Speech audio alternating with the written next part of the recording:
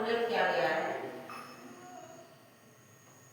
ऋग्वेद और यजुर्वेद के अनेक मंत्रों में नारी को एक उत्तम शिक्षिका के रूप में बताया गया है। नारी एक यदि विद्या से अलंकृत होकर के एक उत्तम शिक्षिका होती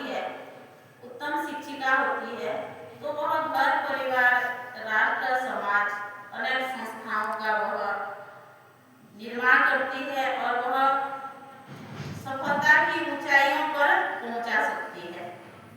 जैसे कुछ यजुर्वेद के कुछ मंत्रों में उल्लेख किया गया है कि पावकानः सरस्वती वाजैर्भिर्वाजिनीवती यज्ञं वस्तु ध्येया वस्तु। इसमें जो है नारी को सरस्वती के नाम से कहा गया है, मतलब विद्या से विभूषित नारी को कहा गया है।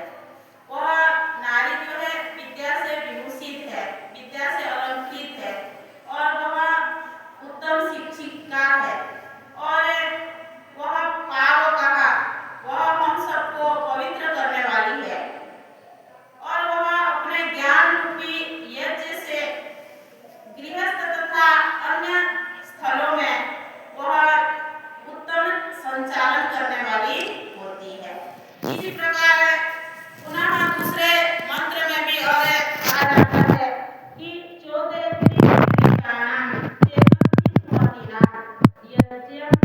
सरस्वती, अर्थात विदुषी नारी हमें मधुर प्यारी सच्ची वाणियां बोलने की प्रेरणा करती है, हमारे अंदर कुरीतियों को जागृत करती है और वह गृहाश्रम यज्ञ, व्यवहार यज्ञ और ज्ञान यज्ञ को संचालित करती है।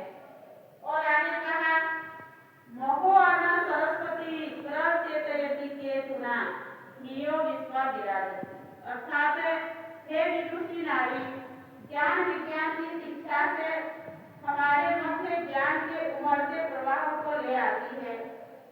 वह हमारे समग्र ज्ञान विचारों और कर्मों को प्रकाश से उद्भाषित करती है। तो इस प्रकार जो है कई मंत्रों में जो है नारी को एक उत्तम शिक्षिका के रूप में कहा गया है। वह जब गर्भ धारण करती है तो सर्वप्रथम जो है बालक का प्रथम गुरु कौन कहलाती है? नारी की माता ही कहलाती है। जैसे कहा गया है कि मातृवान पितृवान आचार्यवान पुत्रो वेदः, अर्थात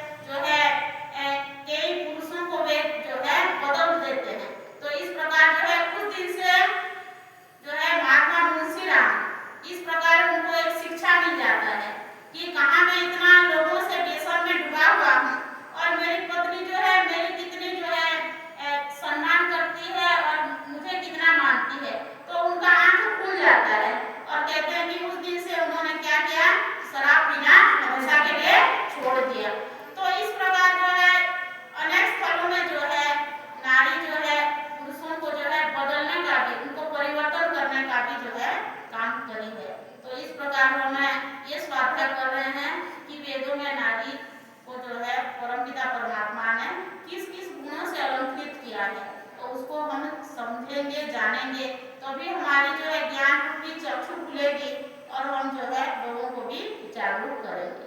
आगे की चर्चा